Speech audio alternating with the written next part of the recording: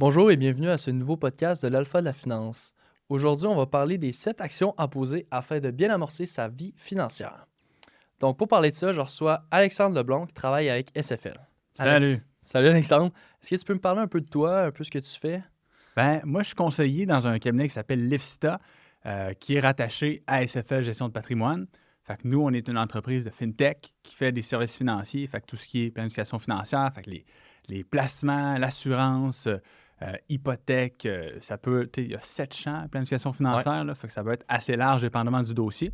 Fait qu'on fait ça. Puis accessoirement, je suis chroniqueur économique aussi à Boulevard 102.1. Fait qu'une fois de temps en temps, on fait des chroniques où on démystifie certains mythes. Il y a des affaires, des fois, qui sont dites dans le discours public qui sont pas vraies, OK. mais qui, si tu les répètes assez de fois, ça devient vrai pour certaines personnes. Fait qu'on s'assure de faire le ménage là-dedans, des fois. Est-ce que tu as des exemples, mettons, de ça, des choses que tu démystifies? Tu vois, récemment, là, on est en janvier, on s'en est sur février. Ouais. On est dans ce qu'ils appelle la période REER. Fait que, tu sais, des fois, tu entends des affaires comme les REER, c'est pas payant. Alors que, non, le REER, c'est un véhicule d'investissement dans lequel tu peux mettre n'importe quoi. Tu peux mettre des affaires pas payantes comme tu peux mettre des affaires payantes. Fait que des choses comme ça, des fois, il y a, je sais qu'on va en parler aussi, c'est-tu mieux louer, c'est-tu mieux acheter? Des fois, on entend souvent même des gens d'une certaine génération qui disent « Hey, louer, c'est jeter de l'argent par les fenêtres, c'est la pire affaire que tu peux faire. » Alors que du jetage d'argent par les fenêtres, il y en a dans l'achat aussi. Ouais. Fait que c'est de voir, c'est jamais aussi blanc que certaines personnes le disent, puis jamais aussi noir que certaines personnes le disent. Les services financiers puis la finance at large, c'est le festival de la zone grise, là. C'est pour ça que des fois, puis moi, le Vincent avec qui je travaille, il déteste ça, cette réponse-là. Ça dépend, là. Mais en réalité, c'est vrai que ça dépend souvent en finance. Ça dépend de ta tolérance au risque, ça dépend de ton horizon de placement, ça dépend. Ouais. C'est pour ça que quand on va chercher des fois des réponses sur Internet, c'est une réponse qui est bonne pour une personne peut-être, mais qui n'est pas bonne pour toi. Fait que faut faire attention des fois. C'est parce que pas tout le monde qui vit la même réalité non plus, là, dans un sens. C'est pas tout le monde qui a la même situation, là. Non, puis qui a les mêmes objectifs. Ouais. Tu sais, moi, je le dis souvent à des clients, ton collègue qui a le même salaire que toi, qui est assis au bureau d'à côté, qui a exactement les mêmes conditions, peut-être que lui, il tripe sur l'immobilier, puis toi, ça t'emmerde au bout. Peut-être que toi, tu veux faire des voyages alors que lui, ça l'emmerde au bout. Vous n'avez pas les mêmes objectifs, vous n'êtes pas allumé par les mêmes affaires. Pourquoi vous auriez le même plan financier? Ça ne fait pas vraiment de sens. T'sais. Le gars qui est super allumé par l'immobilier, lui a des besoins en assurance ou des besoins en planification qui sont bien différents de son voisin qui, pourtant, sur papier, a l'air d'avoir le même profil que lui. Fait que justement, d'avoir nous, on utilise beaucoup de tech justement pour ça, d'avoir des outils qui nous permettent de faire des plans personnalisé plutôt que du one size fits all, ça permet justement de venir jouer sur ces nuances-là. Puis est-ce que tu peux me parler un peu de ton parcours, là, ce que tu as fait pour te rendre où est-ce que tu es en ce moment? Oui. Moi, j'ai fait le bac techniquement, c'est pas un bac en planification financière, c'est un bac en administration des affaires à l'Université Laval avec la concentration planification financière. Ouais. Fait que j'ai fait ça, j'ai gradué en 2023, je pense, début 2023, à la session d'hiver. Puis pendant mon stage, pendant mon bac, j'ai été appelé à faire des stages. Je ne sais pas si c'est encore comme ça, là. Je parle comme si ça faisait 42 ans. Là, mais tu reçois une fois de temps en temps un courriel, puis ça dit opportunité de stage dans ton domaine, blablabla. Puis j'étais tombé sur un stage de SFL, justement. Okay. Là, j'étais comme, OK, stage en planification financière, tu vas passer ton été là, tu accompagnes des conseillers, tu fais une couple d'affaires. Fait que j'avais appliqué, je l'avais eu. Fait que je me suis ramassé là. J'ai fait un stage dans ma dernière année de bac chez SFL, qui était cool parce que tu viens à toucher un paquet d'affaires. Tu sais, en service financier, là, quand tu te lances là-dedans, il y a beaucoup de modèles. Tu as le modèle 100% autonome, tu as le modèle à salaire, tu as des hybrides. Fait que, tu te fais pitcher là-dedans, tu es comme, OK, c'est quoi, moi, ma voie? Comment je me retrouve là-dedans? Fait que de faire un stage comme ça m'a permis de dire, OK, ça, j'aime ça m'emmerde, ça m'intéresse pas. Fait que essai-erreur, tu dis, tu es capable de te former un petit peu comme professionnel. Puis pendant ce stage-là, Marie-Ève, qui était la maître de stage, elle faisait venir plein de conseillers, plein de cabinets qui sont rattachés à SFL, qui, eux autres, ils venaient présenter justement leur business. Hey, voici ce qu'on a fait. Ah, ça, c'est un bon coup qu'on a fait. Ça, c'est un moins bon coup qu'on a fait. C'est quoi notre philosophie, vers où on s'enligne. Puis les gars du cabinet Lifsta, ils étaient venus à une de ces présentations-là. Moi, je me reconnaissais là-dedans. Je trouvais leur vision vraiment cool. Je me reconnaissais dans leur manière de penser le métier puis où est-ce qu'il s'en va. Fait je suis allé manger avec eux autres. Puis quand j'ai fini mon bac, j'ai commencé avec eux autres à temps plein. Puis quand tu dis, tu sais, il y a plusieurs modèles, là, toi, la façon que ça fonctionne, est-ce que tu es travailleur autonome? Est-ce que tu es travailleur autonome avec un salaire ou tu sais, comment ça fonctionne, toi, chez Levista? Moi, au cabinet, je suis un salarié du cabinet. OK. Fait que moi, j'ai un salaire qui m'est versé, que je vende la plus grosse police d'assurance que tu as vue de ta vie ou que j'en vende zéro. J'ai le même montant qui rentre en bout de ligne. On s'entend, ça demeure. Personne ne fait ça bénévolement. Ouais. C'est juste que moi, je préférais ce modèle-là dans la mesure où, puis on pourra en jaser, là, moi, personnellement, je suis vraiment pas un bon vendeur. J'aime beaucoup expliquer les concepts. J'aime dire, OK, voici l'assurance maladie grave, c'est quoi? Je t'explique c'est quoi le danger qui est associé, je t'explique le produit. J'aime l'expliquer, mais l'étape de le vendre, c'est pas moi, c'est pas vraiment ma force. Je suis pas un gros développeur. Des fois, il y en a qui disent « Hey, moi, j'aime bien faire des nouvelles ventes puis signer des clients, puis c'est ça qui m'allume, mais j'aime pas faire le service. » Moi, c'est le contraire. J'aime bien mieux m'asseoir avec un client, puis faire une planète de retraite, puis passer plus de temps avec lui. Mais c'est l'affaire la moins payante aussi. Fait que le modèle à salaire, pour moi, ça me parlait plus. Mais ça veut aussi dire que tu sais, en acceptant quelque chose, tu renonces à quelque chose aussi. Ouais. Fait que tu as probablement une stabilité plus grande au début, mais mon ceiling est probablement plus bas. Ouais. Mais moi, ça me dérange pas parce que je chauffe un Honda Accent, là. Puis il est bien correct, le Honda Accent, là. Fait que, tu sais, chaque modèle peut convenir à une personne, puis il n'y en a pas qui est meilleur que l'autre. C'est ça, tu sais, je te parlais du stage. Ouais. Il y en a avec qui j'ai fait le stage qui étaient super allumés par un modèle qui, moi, m'emmerdait. Ils n'ont pas plus raison, j'ai pas plus raison. C'est juste que il y a beaucoup il y a des personnalités différentes, puis ce métier-là, ce qui est cool avec ça, c'est qu'il y a autant de manières de l'exercer qu'il y a de personnes qui l'exercent ou presque. Là. Fait que, dépendamment de ce qui t'allume pas, ben, tu peux trouver ta voie là-dedans. Puis je me demandais aussi, tu sais, depuis tantôt, tu dis chez Levista, vous utilisez beaucoup de technologie pour faire la planification avec les clients. Quand tu dis ça, qu'est-ce que tu veux dire par là? Ben, nous, ce qu'on a fait, c'est qu'on a développé une app web que n'importe qui s'en va sur le site web ou n'importe quel client qu'on a, il peut aller remplir son questionnaire. Puis, en fonction des données qui sont là-dedans, ben, ça crée ce qu'on appelle sa solution financière personnalisée. Fait qu'il sait exactement c'est quoi son besoin en assurance vie, combien ça coûte, tous les prix sont là. Il peut commencer sa demande lui-même. Même chose au niveau des placements. OK, tu as combien aujourd'hui, combien tu veux épargner, c'est quoi les différents fonds qui sont à ta disposition. Puis ce qu'on a fait, c'est que quand tu rentres là-dedans, bien, on s'entend, tu sais, la planification financière, c'est complexe. Tu as assurance salaire, assurance maladie, OK, les placements, OK, mon hypothèque. C'est dur de se retrouver des fois. Fait qu'en fonction des réponses au questionnaire, bien, il y a un algorithme qui détermine, OK, c'est quoi ta priorité? Okay. C'est quoi ton next best move? Là, je t'arrive, là, il y a 46 000 affaires qu'on peut faire. Là. On commence par quoi? Fait que ça nous donne un genre de roadmap pour savoir, OK, on commence à faire ensemble. Par quoi on commence? C'est-tu l'achat d'une première propriété? C'est-tu protéger ton revenu? Il n'y a pas un dossier qui est pareil. Fait que nous, ça nous permet de mieux servir des clients qui souvent sont boudés par l'industrie. L'industrie, des fois, se concentre sur des gens qui ont beaucoup, beaucoup d'argent, ce qui est correct aussi. Mais nous, on s'est dit, hey, il y a une opportunité ailleurs, mais pour bien servir ces gens-là, ça prend de la tech. Fait que nous, c'est un petit peu le modèle qu'on a décidé d'aborder. Puis n'importe quel client peut avoir accès à ça. Puis si justement tu as une date de renouvellement hypothécaire ou une date d'assurance auto, habitation, peu importe, tout peut se faire à même cette plateforme-là. Fait que c'est plus simple aussi pour le client pour se retrouver dans ses finances. Là. Je comprends. Puis est-ce que tu penses que ça va être aidé un peu par l'intelligence artificielle là, qui s'en vient de plus en plus importante? Ou... Oui, ben c'est drôle parce que dans le journal cette semaine, ou en fin de semaine, samedi passé, Journal de Québec, il y a un article sur une business qui, eux autres, ils ont créé un espèce de chatbot, intelligence artificielle, spécialisée en finances personnelles. Fait que si tu lui poses une question, tu dis « OK, voici ma situation, j'ai tant, telle affaire, il va sortir le chiffre, il va sortir la recommandation. Puis moi, je fais toujours le pont avec ça. Puis j'en parle toujours à mes collègues, puis ils m'ont dit que j'étais obsédé par ça. Là. Fait que ça te donne une idée, là. Mais il y a un article dans le Globe and Mail, il y a une couple de semaines, qui disait que, parce qu'on parle de technologie, là, le CELIAP, qui est le nouveau compte, puis on va en parler tantôt, qu'on peut ouvrir pour l'achat d'une première propriété, Wealthsimple tous les CELIAP qui sont ouverts au Canada en 2023, ça c'est rentré en avril 2023, Ouais.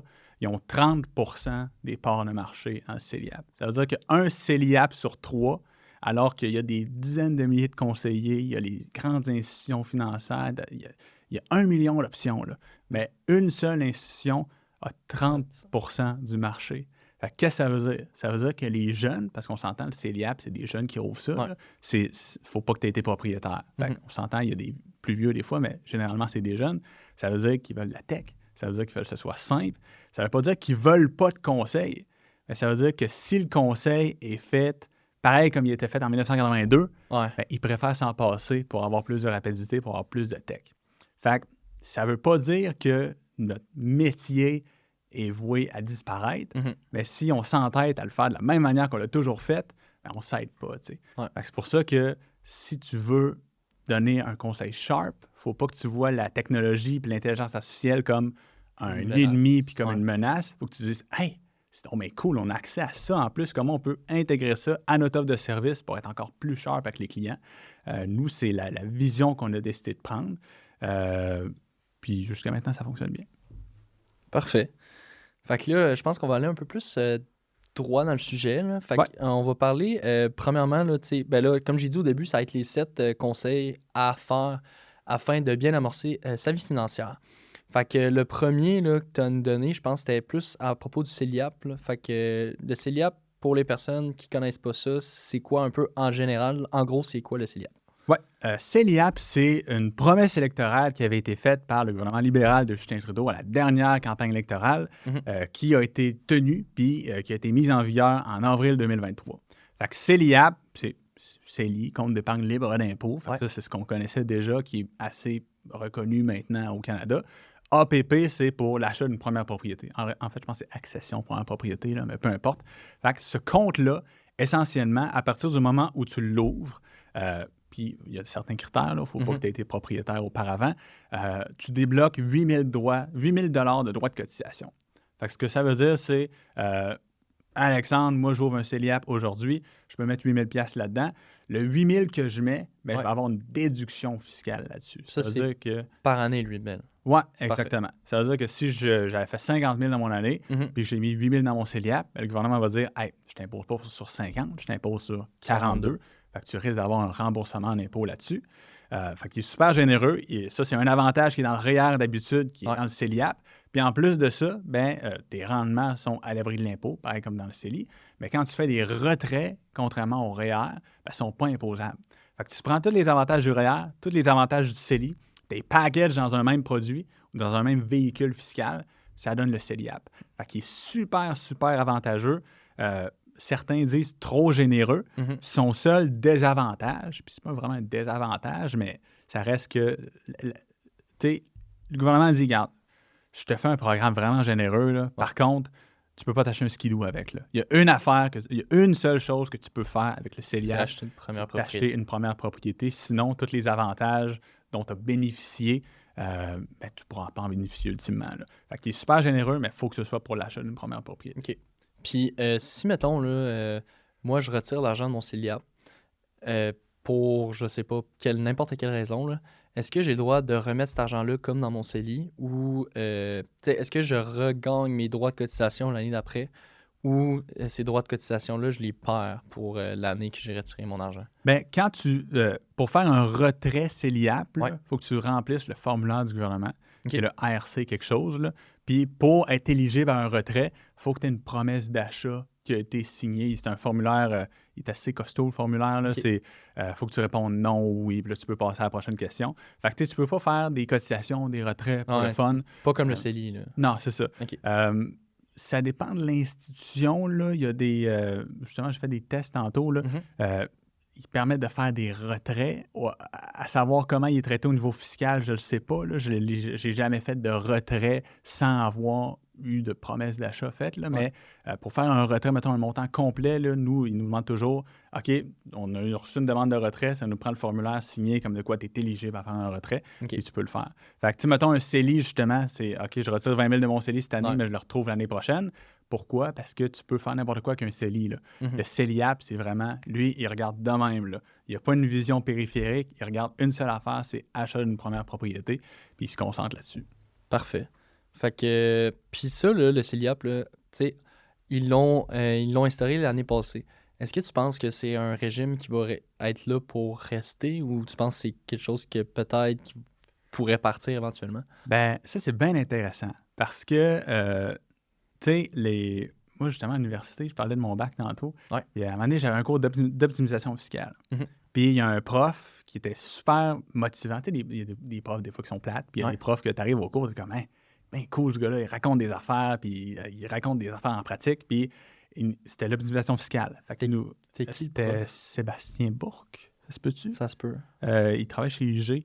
Vraiment cool, le gars. OK. Puis il nous racontait une stratégie fiscale, tu sais, qui était vraiment élaborée. Mhm. Puis il y a un gars qui lève la main, parce que c'était comme, oh, tabarnouche, c'est quoi cette affaire-là?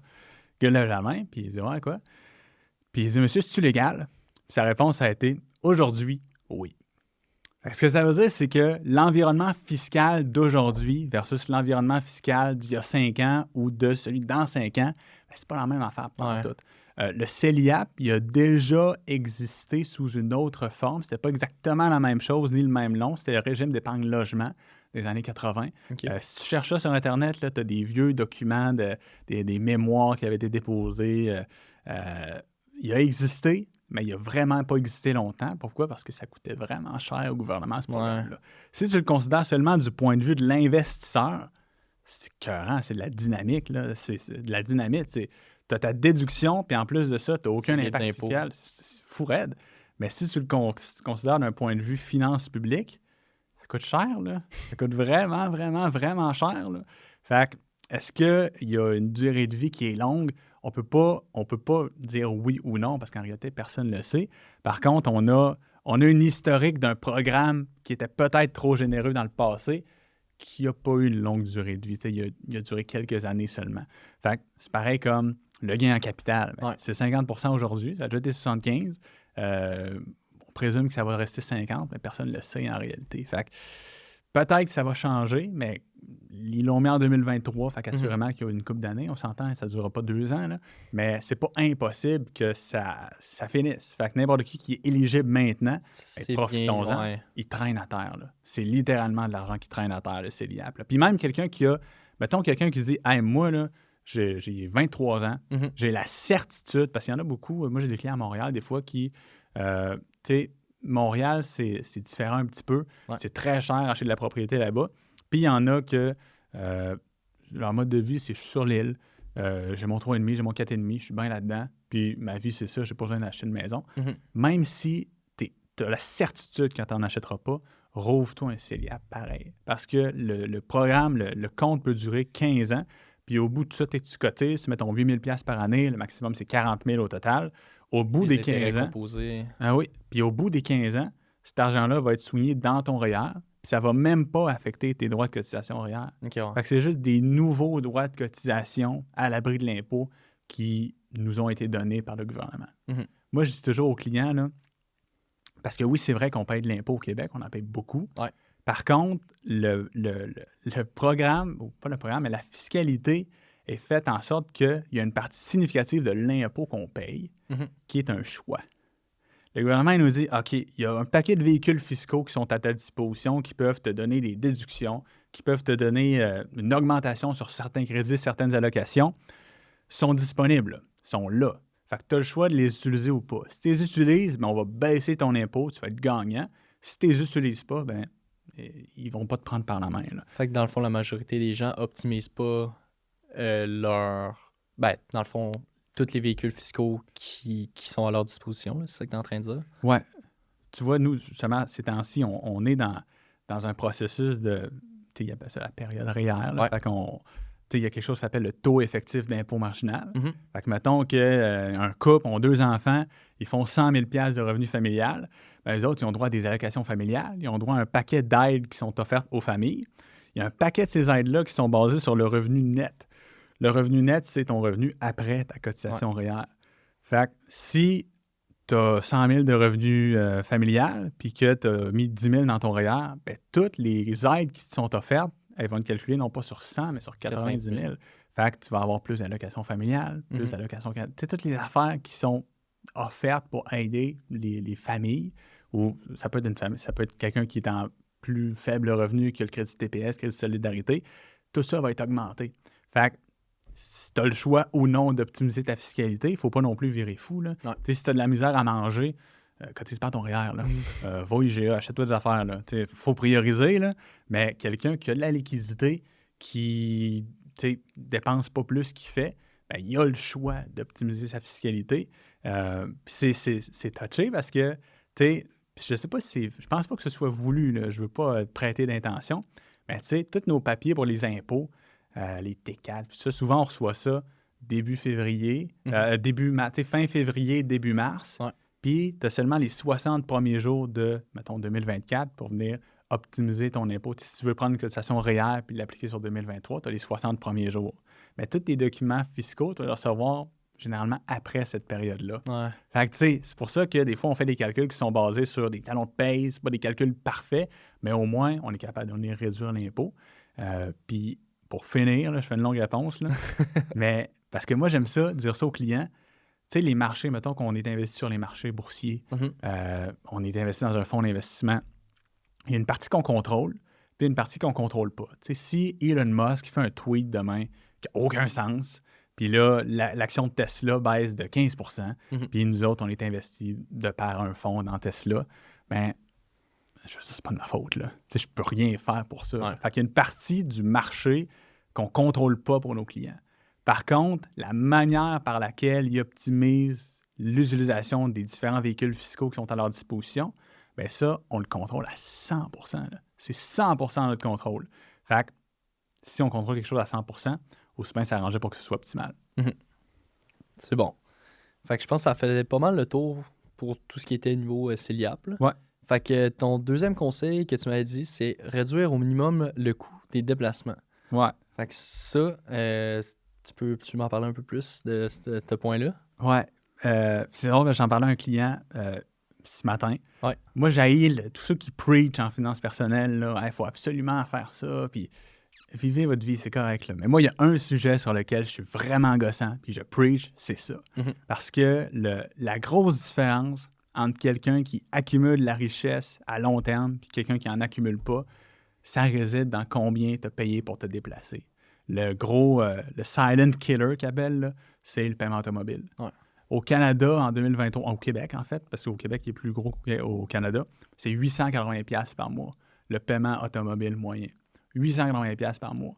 Fait que moi, des fois, j'envoie des budgets, puis j'en fais les budgets avec des clients que, OK, l'hypothèque, c'est tant, OK, l'épicerie, c'est bon. Dodge Ram, 1 300 $ par mois. Je veux dire, on est dans le rouge, puis là, tu me demandes, hey, aide-moi, tu sais, dans mon budget. Ouais. Ah, mais je veux dire, c'est facile, là. Il y a une affaire qu'on fait. On prend le Dodge Ram, on retourne chez le dealer, voici un Dodge Ram. Alors, regardez-là, je vais t'acheter un Ford Ranger 2007, il va être laid, mais il ne te coûtera pas 1 300 $ par mois. Puis souvent, là, c'est... Parce que là, je le caricature un peu, mais c'est souvent que ça, là. Le budget, là, il y a un gros élément dedans. C'est comme, t'as peu, là, tu payes, là, OK, il y a le paiement, mais il vaut plus cher. Fait que ton assurance est plus chère.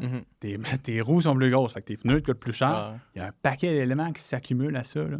Puis j'avais fait un calcul récemment pour une chronique, justement, que, mettons, quelqu'un de 25 ans qui décide que, hey, moi, je vais avoir une voiture, mais je ne vais pas avoir de paiement. Tu sais, je vais m'acheter une voiture usagée de quelques années, je vais la payer cash. Elle ne sera pas super belle. Il n'y a personne qui va me regarder aux lumières, mais je vais la payer cash.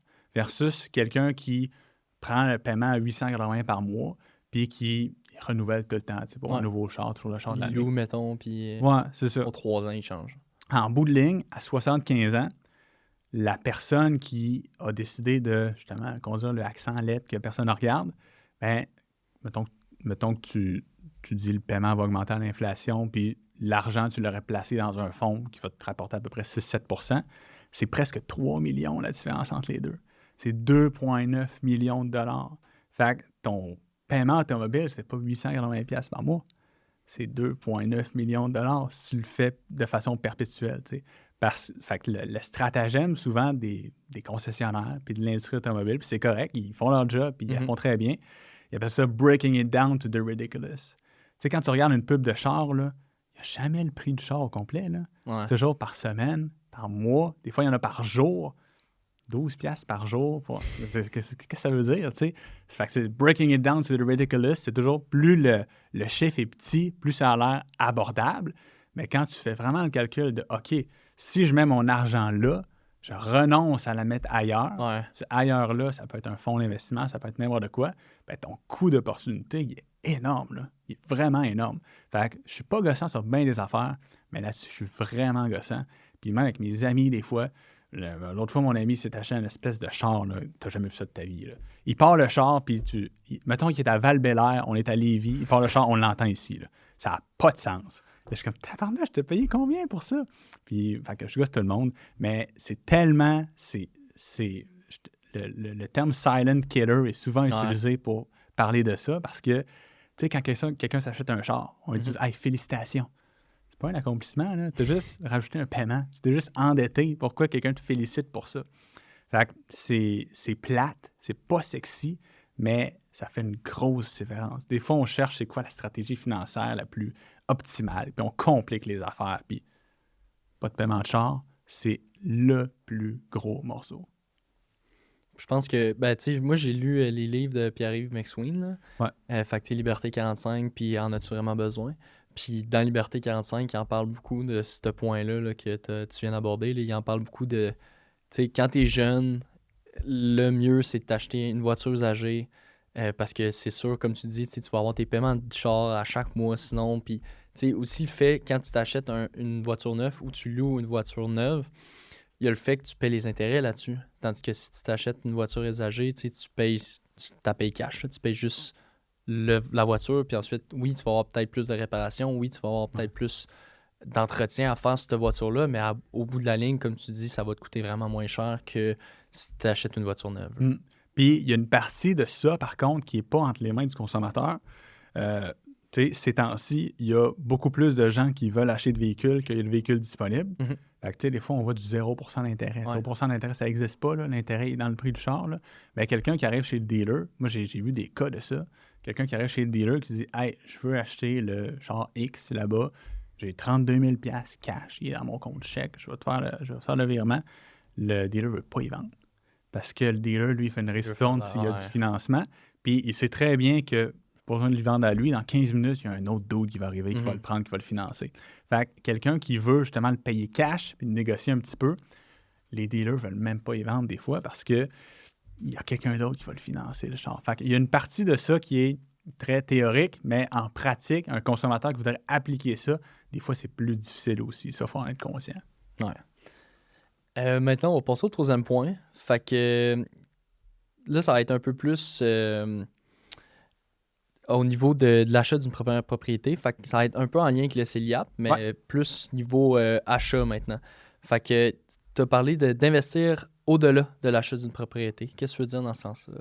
Ce que je veux dire, c'est qu'on voit souvent des gens qui sont jeunes, qui sont au début vingtaine ou début trentaine, qui ont appliqué tous les bons principes dans leurs premières années de vie professionnelle. Fait qu'ils ont investi un bon pourcentage de leurs revenus, ils ont maximisé leur fiscalité, comme on disait tantôt, ils ont du REER, ils ont du CELI, maintenant ils ont du CELIAP.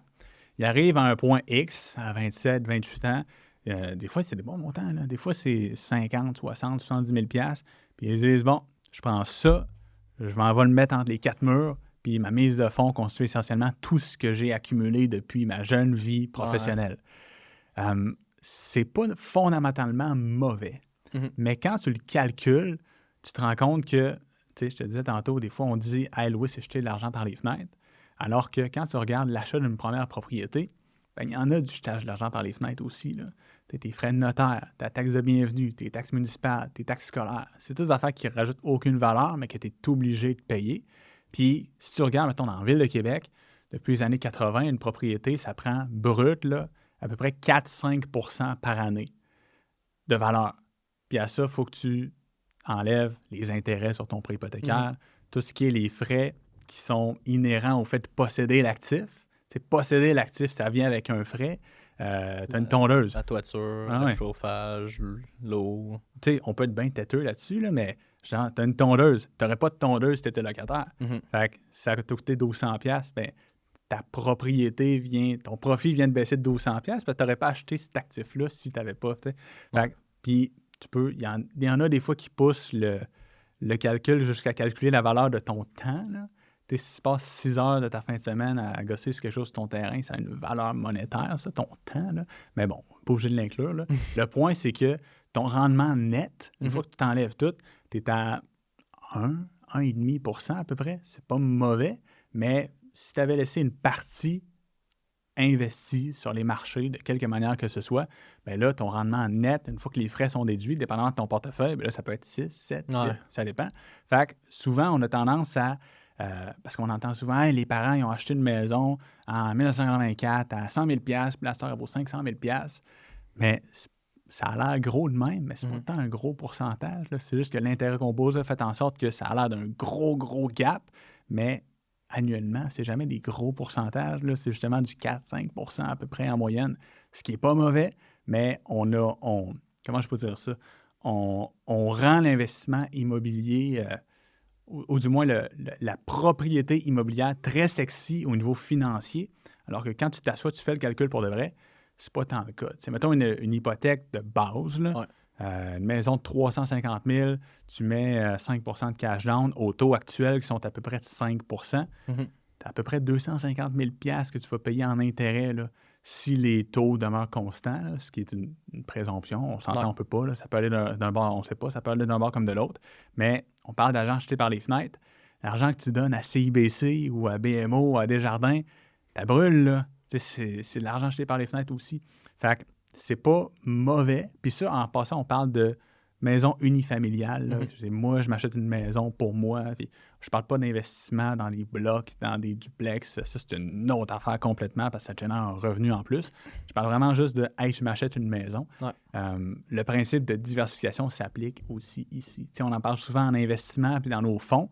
Ben, c'est dans les catégories d'actifs qu'on détient aussi. Si toutes tes billes sont dans ta maison, c'est pas tant bon. Si toutes tes billes sont dans tes placements, c'est pas tant bon. Une diversification au sein même de ces catégories-là, mais aussi entre les catégories, c'est vraiment important.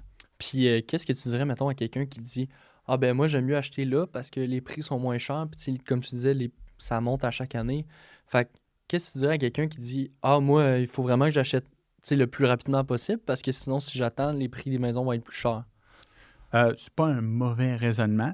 Ça peut être vrai, ça peut être faux. Tu sais, le prix en immobilier, on parlait tantôt de choses qui sont dites souvent, qui deviennent vraies, même si elles ne sont pas. C'est pas linéaire, là. Ça ne fait pas qu'augmenter. C'est un petit peu comme les investissements. Là. Ça augmente sur le long terme, tu sais, when in doubt, zoom out. Là, ça augmente toujours quand tu regardes la courbe. Par contre, quand tu zoomes, des fois, ça diminue, des fois, ça augmente, des fois, ça stagne.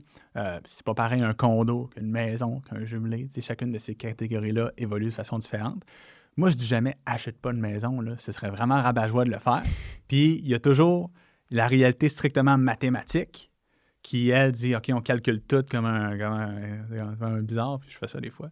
Tu as la réalité mathématique, puis tu as la vraie vie aussi. Là. Si toi, le rêve de ta vie, là, posséder une maison, c'est d'avoir une maison, puis tout ton idéal est basé là-dessus, achète-toi une maison, là, c'est bien parfait. Là. Mais sois conscient quand même qu'en parquant ton argent entre les 4 murs de briques, tu renonces à quelque chose. Tu vas avoir des sacrifices à faire. Puis moi, les calculs que je fais, c'est jamais une recommandation. Justement, quand je calcule des fois parce que moi, si je fais un calcul, je dis « OK, voici combien tu vas payer en intérêt. Voici combien ça va te coûter en taxe municipale. » Parce que souvent, même principe que l'auto, on regarde seulement le paiement. Ah, ma maison me coûte 1072 par mois, divisé par 2 parce que j'ai ma blonde ou mon chum, ça n'a pas l'air cher. Fait que moi, je présente le calcul, je présente le chiffre, mais je te dis pas fais-le pas. Je te dis voici les données. Si tu es à l'aise avec ça, ben go, pèse sur le piton puis je vais t'aider. Si ça te gosse, ben là, on va regarder, il y a peut-être d'autres alternatives, il y a peut-être d'autres choses à faire. Fait que nous, notre job, c'est pas une job de c'est une job de conseil. Mhm. Le mot conseiller, il veut dire quelque chose. Moi, je ne peux pas signer à ta place. C'est toi qui prends la décision en Ouais. bout de ligne. Fait que moi, j'aime ça dire, OK, voici les données. A, ça coûte tant. B, ça coûte tant. Moi, je pense que celle-là, c'est la meilleure. Si tu me dis, moi, je fais autre chose, vis ta vie, c'est bien parfait. Mais plus on a d'infos, plus on a de data à offrir à un client, mieux on fait notre job. Rendu là, c'est lui qui décide en bout de ligne. Même s'il prend une mauvaise décision, entre guillemets, c'est correct, c'est lui qui apprend. Mais je veux que la mauvaise décision, il apprenne au moins en ayant eu toutes les informations. Fait qu'en immobilier, c'est particulièrement vrai parce qu'on fait beaucoup de calculs pour justement, OK, voici combien ça te coûte pour de vrai. Des fois, il y en a qui n'aiment pas ça. Des fois, moi, j'ai perdu 2 clients à cause de ça parce qu'ils étaient super enjoués par leur projet. Puis, j'étais comme, moi, le projet ne marche pas. J'ai pas dit ça dans ces termes-là, mais j'ai illustré que t'as pas les moyens pour ça. Là. Alors que, fait que ça, c'est pas le fun. Puis, comme personne, tu te sens pas. Je veux dire, il y a quelqu'un qui est venu te voir qui était comme, OK, on pèse sur le piton, puis ça marche. Puis, finalement, ça marche pas. C'est pas le fun, mais j'aime mieux casser le party qu'ils font le move, ils arrivent dans 2 ans, ils sont à côté. C'est jamais blanc ou noir, mais l'immobilier, faut faire attention en faisant les calculs puis en faisant bien les calculs. Maintenant, on va aborder plus le 4e point. Là. Fait que c'est tout ce qui touche les intérêts composés, puis un peu la magie des intérêts composés, puis de commencer tôt. Ouais. Fait que... Ben, tu as parlé des livres de Pierre McSween. Ouais. Il y en a beaucoup questions là-dedans. Mm-hmm. Pour ceux qui ne connaissent pas le concept, là, les intérêts composés, c'est assez simple. C'est de dire, OK, je fais un placement aujourd'hui qui rapporte des intérêts. Mettons, je mets 1000 pièces aujourd'hui, puis dans 1 an, il vaut 1100 pièces. Ouais. Ben, dans l'année 2, l'intérêt va se calculer non pas sur le 1000 initial, mais sur le 1100 pièces. Fait que je fais de l'intérêt sur l'intérêt de l'année précédente, de l'année précédente, de l'année précédente. Il y a des années où ça va baisser. Il y a des années où peut-être que justement, des fois, si tu travailles avec des jeunes, des fois les portefeuilles, puis c'est là où on fait de la psychologie des fois. Mettons un jeune qu'on a investi en 2021. Ouais. Et là, son portefeuille, il est en négatif, là, parce que 2022, ça a été la pire année en bourse depuis 1945, je pense. Fait que là, même si 2023 était bon, ben, tu n'as pas nécessairement toujours retrouvé toutes les pertes de 2022. Fait que là, ils disent, les REER, c'est pas payant. C'est pas exactement ça. Fait que il faut que tu fasses la psychologie là-dessus. Mais en moyenne, tu vas toujours faire un revenu sur l'année précédente. Puis, c'est l'effet boule de neige. Fait que ta boule de neige, au début, est petite. Elle n'a pas l'air de grossir tant que ça. Mais applique cette logique-là, puis rends-toi à l'autre bout du terrain. Là, la boule est vraiment grosse. Là. Fait que l'idée, c'est de dire quelqu'un qui commence à 20 ans, à 25 ans, il va avoir besoin d'épargner beaucoup moins que la même personne qui commence à 40 ans. Pourquoi? Parce qu'elle, ça fait 20 ans qu'elle court sur le terrain et qu'elle commence à carole sa boule, alors que l'autre, il vient d'arriver, il est comme, tabarnouche, qu'est-ce qui se passe ici? Fait que, tu sais, ça ne veut pas dire que c'est impossible d'atteindre ses buts financiers si tu commences à 40 ans. C'est pas vrai de dire ça. C'est juste que ton sacrifice va être beaucoup plus grand. Parce que ça a des plus gros montants à placer, mettons, à chaque mois ou à chaque 2 semaines. Exactement. Parce que si tu veux te ramasser au bout du terrain avec une boule qui est la même grosseur que l'autre gars à côté, bien, toi, il va falloir que tu travailles pas mal plus. Alors que lui, il peut continuer à mettre son petit montant parce que l'intérêt composé qu'il a fait dans les 15-20 dernières années, bien, il l'a dans les mains. T'sais. Puis rendu là, tu fais ce que tu veux avec ça. Là. Mais le principe de base, c'est vraiment ça. Une personne qui commence jeune, si tu te ramasses, en réalité, si tu as à peu près 85 000, 90 000 rendu à 30 ans, là, virtuellement, tu es millionnaire. Là. Tu pourrais mettre sur le cruise control, j'économise plus, je me suis dans un fonds, mettons SP500 qui va faire... Tu es millionnaire, là. Alors que la personne, je veux dire, sur papier, là, si tu le flambes pour t'acheter un 4 roues, là, tu l'es plus. Là. Mais tu sais, mettons que tu fais juste laisser ça, tu dis, hey, je laisse ça travailler, tu es millionnaire. Pourquoi? Parce que tu as commencé tôt. La même personne qui commencerait plus tard, mais là, c'est un autre game. Fait qu'il y a un principe qui s'appelle se payer en premier. N'importe qui a lu des livres, justement, ses finances personnelles, il y en a beaucoup. Probablement un terme qui résonne un petit peu. L'idée, c'est de dire, hey, si tu économises seulement ce qui reste en bout de ligne, tu sais, mettons, je vais payer mon hydro, je vais payer mon logement, je vais payer telle affaire. Puis ce qui reste, ben, je le mettrai dans mon CELI. Si tu fais cette logique-là, il n'en restera jamais. Parce qu'il y a toujours un de tes chums qui va dire « Hey, on va-tu à la cage? » Le Canadien joue, soudainement, tu viens de dépenser 130$. Il y a toujours quelque chose qui va arriver qui fait en sorte qu'il n'en reste pas à la fin. Fait que se payer en premier, c'est de dire « OK, la première... » Moi, j'aime le « breaking it down to the ridiculous » tantôt des concessionnaires. Moi, j'aime ça l'appliquer non pas pour l'endettement, mais pour l'enrichissement.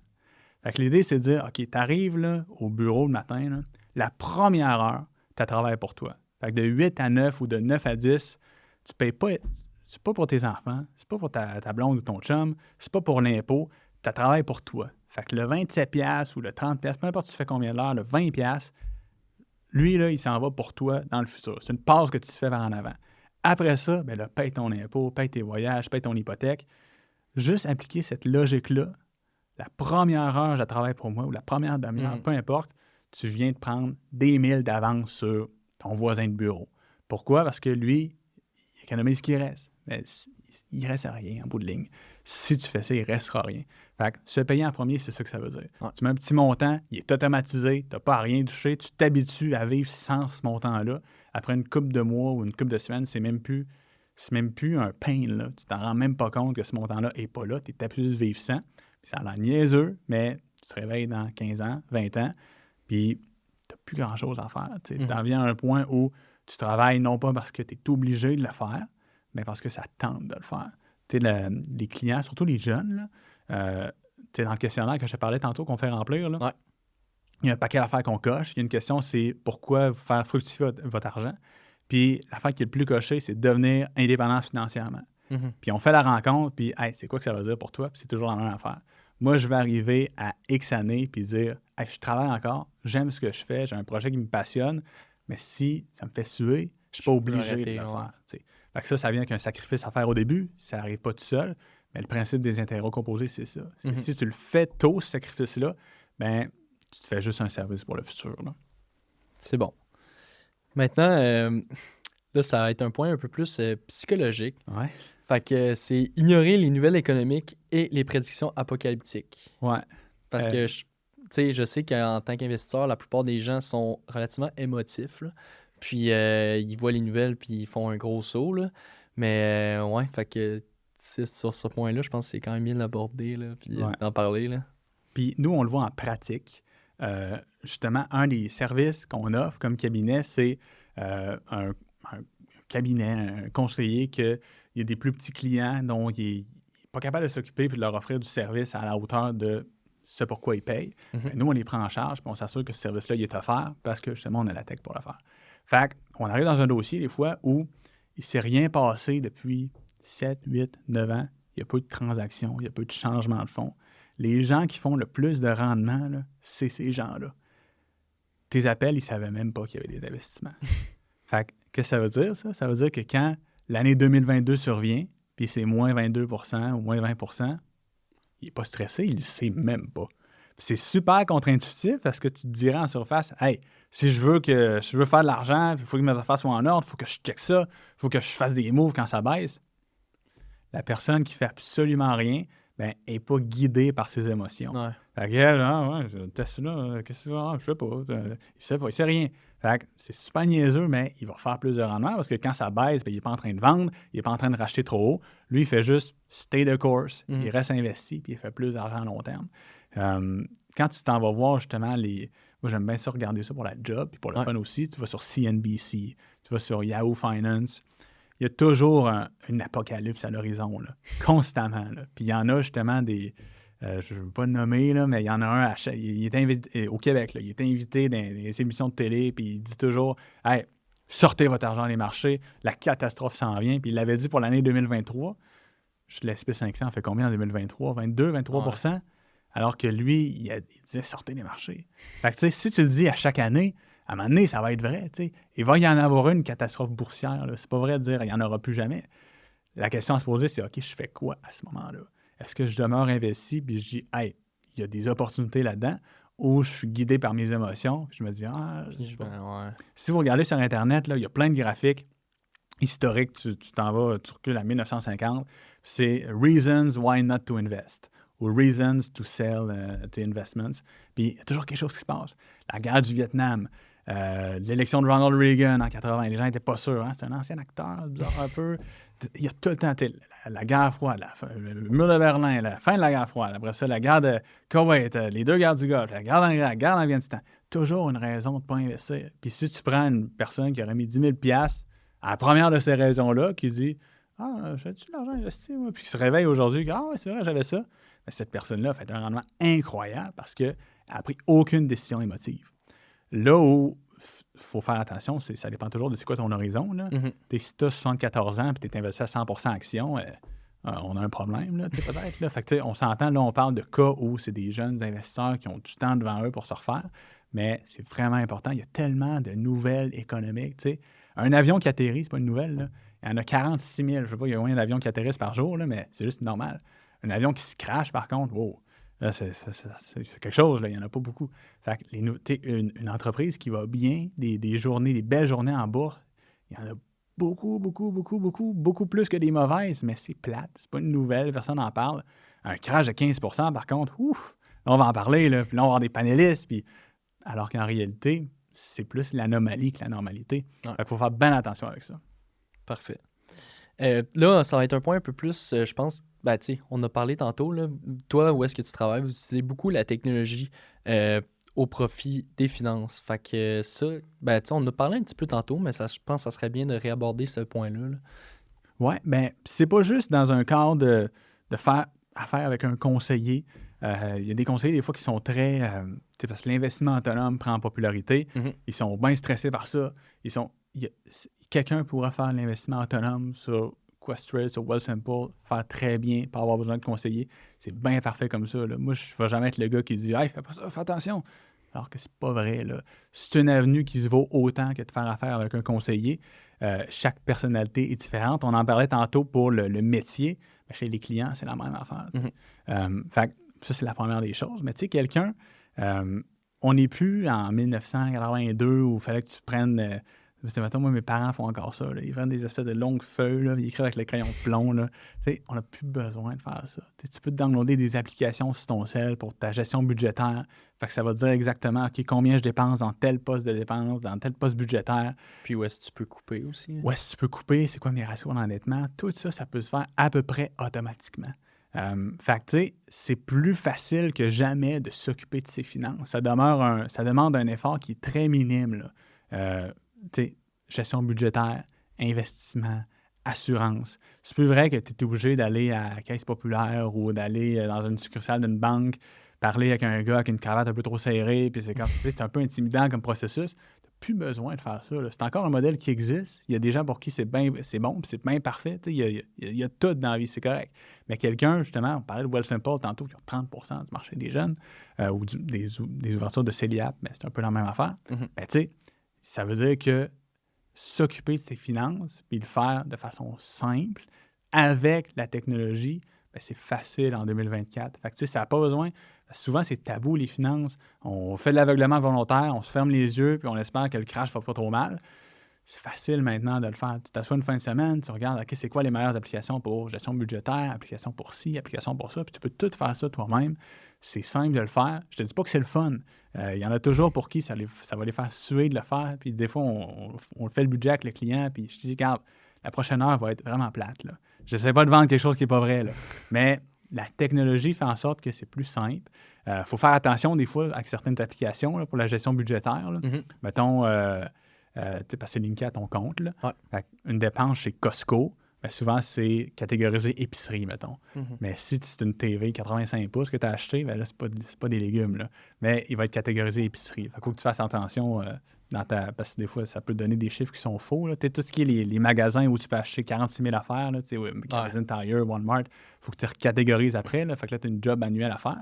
Mais n'importe qui se dit « Hey, je suis un peu du courage dans mes affaires. J'aimerais ça commencer à prendre ça en main. » C'est relativement simple de le faire à cause, ou du moins grâce à la technologie. Fait que plutôt qu'être le gars qui dit « Ah non, moi, je protège mon modèle, puis hey, embrace it, là. » C'est super disponible à tous. N'importe qui a un téléphone maintenant.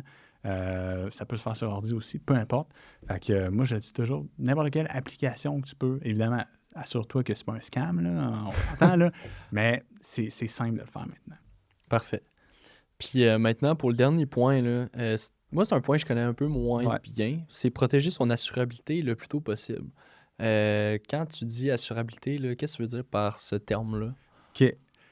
Puis là, c'est la même chose que je dis aux clients des fois que je viens de dire. Ce point-là, il est plate. C'est pas sexy.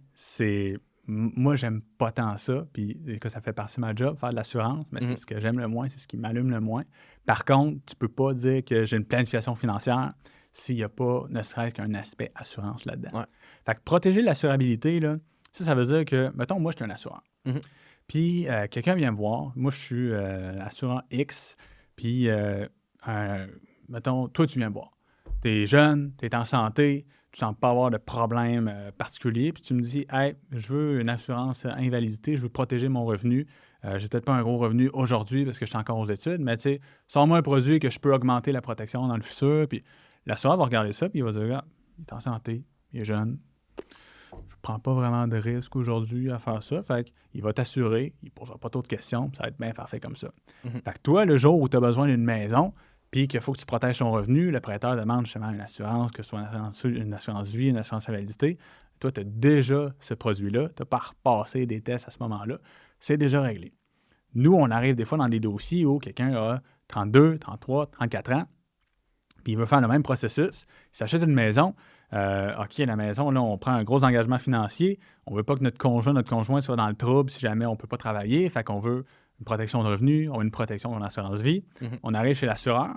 Puis là, le même assureur, il dit OK, toi, tu as 33 ans. Là, je vois que tu es allé chez le médecin pour telle raison.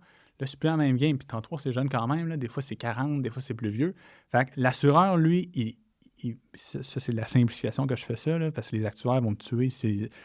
Mais essentiellement, il regarde une affaire. C'est quoi le risque auquel je m'expose en assurant cette personne-là. Mhm. Fait qu'une personne qui est jeune, qui n'a pas de problème, bien, l'assureur, il est comme pas tant risqué. Alors que quelqu'un, plus tu es vieux, plus tu as un historique médical, plus tu donnes des raisons à l'assureur de dire, oh, toi, soit je ne t'assurerai pas, ou je vais te surprimer, ça veut dire que tu vas payer 25 % de plus parce que ça, dans ton dossier, ça me gosse, ou je vais te mettre une exclusion.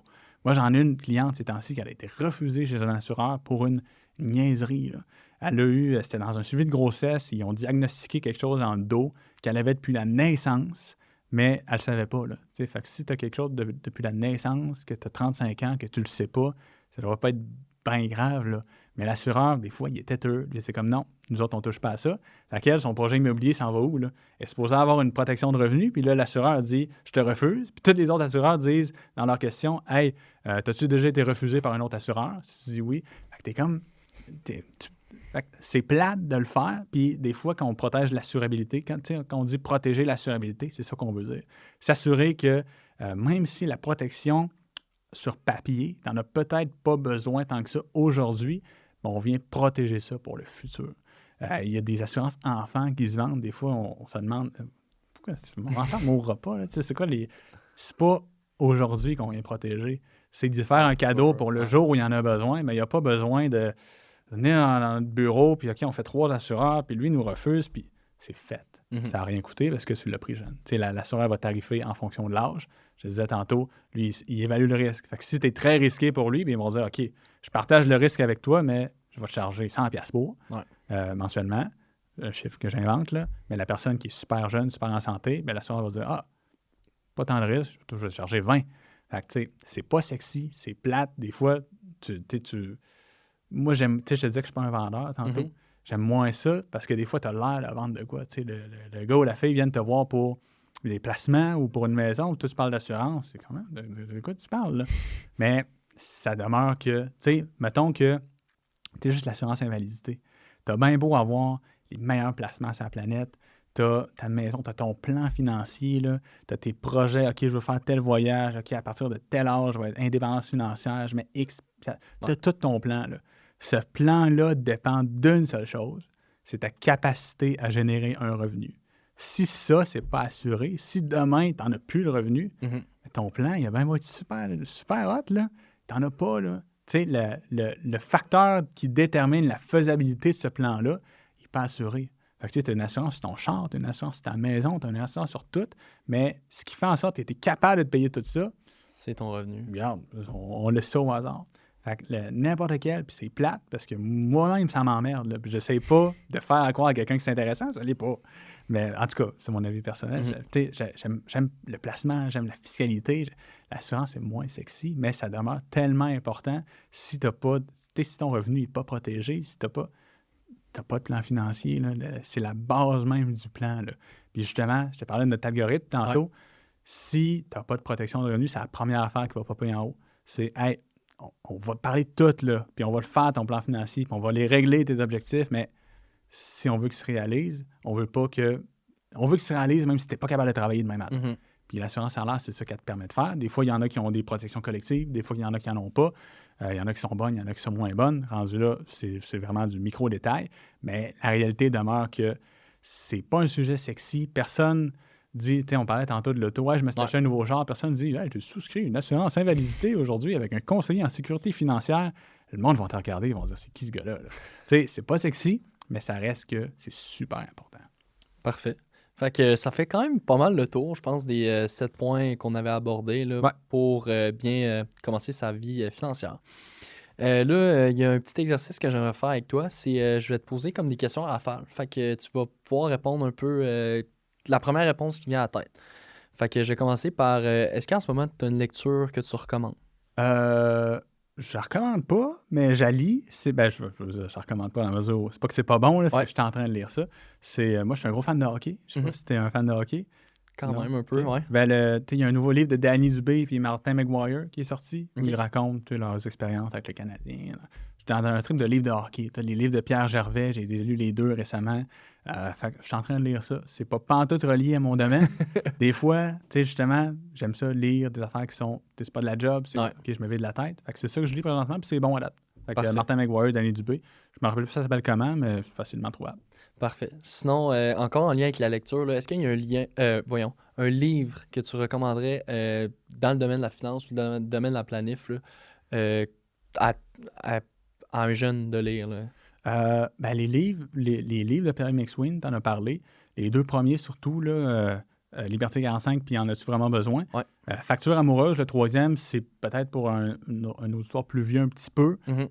Ça s'adresse moins à quelqu'un qui est je suis au bac ou je commence dans un professionnel. Mais surtout, le premier, en as-tu vraiment besoin? Ça parle d'un paquet de choses dont on a parlé aujourd'hui. Ouais. C'est super facile à lire, c'est pas trop lourd. C'est des petits chapitres de 3-4 pages. Tu en lis une coupe, tu laisses ça sur la table de chevet, tu reprends ça après. Puis, il y a un paquet d'affaires là-dedans qui nous confrontent à nos décisions. Puis moi, j'ai l'air du gars que je dis quoi faire, mais j'en fais plein d'erreurs. Puis je fais beaucoup d'affaires qui n'ont pas de sens dans mes finances. Là. C'est normal. Là. Fait que de lire ça, ça te confronte un petit peu. Puis c'est québécois, il est pas cher en plus. Fait que il y en a des fois anglais qui sont traduits, mais tu sais, tous les régimes fiscaux, ça marche pas vraiment avec nous autres. Là. Lui, il est vraiment local. En as-tu vraiment besoin? Là? C'est vraiment... Tout le monde devrait lire ça. Là. C'est un must. Parfait. Puis, tu as parlé d'erreurs. Est-ce qu'il y a une erreur que tu as faite, mettons, dans ton parcours ou dans ta vie professionnelle là, que tu retournerais puis tu changerais quelque chose? En termes de décision, pas tant que ça, dans la mesure où j'en ai pris des mauvaises décisions, mais moi, je suis de la mentalité que ça t'amène toujours où tu es aujourd'hui. Et où je suis aujourd'hui, c'est une place que j'aime. Fait ultimement, c'est pareil comme dans les films de science-fiction, là, quand tu vas changer un détail dans le passé, là, tout te plante. Fait en termes de décision de vie, t'es majeur, non. Mais mettons, décision financière, ben moi, tu vois, l'auto, je n'ai jamais acheté l'auto. Je l'avais faite, moi, à 18 ans, j'avais bien de l'argent. Ben de l'argent, c'est relatif, là, je n'étais pas Elon Musk, là, mais tu sais, j'avais peut-être 12-15 000 que j'avais ramassé. Puis, tu travailles fort, tu sais, moi, je travaillais au Canac, dans ce temps-là, c'était 10-11 piastres de l'heure. C'est long, ramasser 15 000 piastres, là. Puis, 15 000 piastres, je suis comme, OK, m'achète un char. J'ai pris les 15 000, j'étais allé dans un dealer de chars usagés avec ma carte de crédit, ma carte de débit. J'ai mis 15 000 cash, c'est un char, un Mazda Tribute. Je suis comme, tu sais, ça n'a aucun sens, là. Fait que, tu sais, je me dis, ce 15 000-là, ça fait 10 ans, si je l'avais investi, puis là, tu peux être têteux avec tes calculs.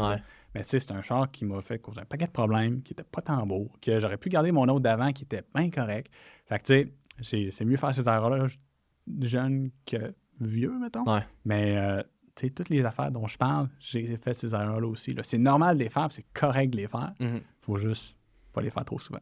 Puis, dernière petite question rapide, là, un conseil que tu aurais pour un étudiant au bac ou un étudiant au cégep là, qui veut s'en aller en finance? Tout ce qui est les activités réseautage, vas-y, parle au monde. Mais, tu sais, parce que des fois, on se sent mal. Tu es quelqu'un qui a une grosse business. J'ai un gros cabinet ou une business qui marche, on se sent mal de leur parler parce que, il doit être occupé, Dites-vous que quelqu'un qui a monté un projet, là, from scratch, là, c'est sa business. Il n'y a rien qui aime plus que de partager son histoire, de dire « Hey, voici ce que j'ai fait, ça c'est bon, ça c'est moins bon. » Fait que même, tu sais, mettons, je sais qu'il est prof à l'Université Laval aussi, Jean-Philippe Vézina, équipe Jean-Maurice Vézina, c'est le plus gros cabinet à Québec, je pense. Fait que t'es comme, ils sont big, ils ont l'air occupés. Tu vas parler à Jean-Philippe, tu lui poses des questions. Le gars, il a 46 milliards de choses à faire dans sa journée, là. Il va toujours prendre le temps pour toi, là. Puis c'est vrai pour n'importe quel conseiller ou professionnel des finances qui a un parcours, il aime ça le partager avec quelqu'un. Fait que sens-toi pas mal. Moi, j'ai écrit plein de courriels là, pendant mon bac. « Hey, je peux-tu venir checker ce que vous faites? Je vais m'asseoir dans le coin, je vais rien dire. » Puis effectivement, ce qui arrive, c'est que « Hey, assis à ma rencontre, mets-toi dans le coin. » Puis, fait que eux autres, ils aiment ça. Ça change leur routine un petit peu dans la journée. C'est tough pour eux autres de trouver du monde aussi. Le recrutement, c'est tough. Fait que dites-vous que vous êtes en demande, là. Fait que écrire à du monde, la pire affaire qui peut arriver, c'est qu'ils disent non. Puis s'ils disent non, ben on s'en fout. Écrire un autre courriel, puis il y en a un qui va dire oui ultimement. Il n'y a pas de scénario dans lequel quoi que ce soit de négatif se passe là-dedans. Là. Fait que ce serait ça. Trouve des business qui t'allument, que t'aimes, que tu dis « Hey, ça c'est cool, ça j'aimerais faire ça. » Écris aux personnes. C'est facile, là. Ils sont sur LinkedIn, ils sont sur le site. Si tu veux être bien stalker, va voir le registre des entreprises, envoie une lettre chez eux. Il y a un paquet d'affaires que tu peux faire. Là. Mais ces gens-là sont joignables et ils veulent parler de leur parcours. Fait que permets-leur de le faire. Parfait. Puis, pour finir, là, je te parlais un petit peu de recrutement. Puis, recrutement pour SFL aussi. Tu sais, veux pas, vous êtes notre partenaire pour le podcast. Fait que je pense que vous recrutez cet été pour des stages. Est-ce que tu peux nous en parler un petit peu plus? Oui, le stage dont on a parlé tantôt, que j'ai fait, moi, c'était l'été 2022, on en cherche toujours des gens pour faire des stages. Puis, ce qui est cool là-dedans, c'est que, tu sais, moi, je l'ai fait, c'est de mai à fin août. Puis après ça, j'en avais fait un autre de août à décembre pendant ma session d'automne, qui était un autre truc un petit peu.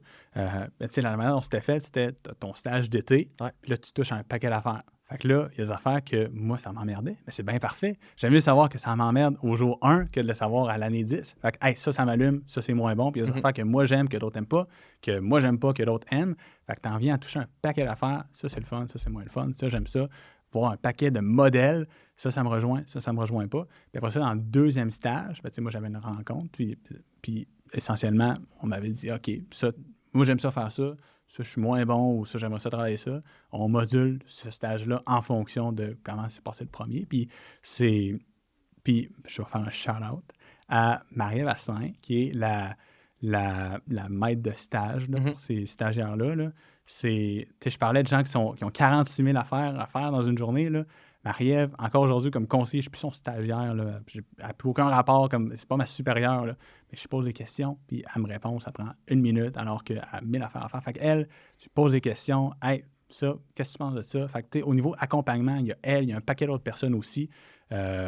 Tu vas à la cafétéria, tu as des conseillers qui sont là, ça fait 20 ans qu'ils sont là. Tu peux leur jaser, « Hey, c'est quoi ta business, justement? » Puis il y a un paquet de gens avec qui j'ai fait le stage qui sont plugués après ça dans différents cabinets de par des discussions comme ça qui sont survenues dans les corridors ou un peu partout. Fait que c'est cool, le stage, vraiment. Puis t'es payé en plus. Fait que 2 pour 1.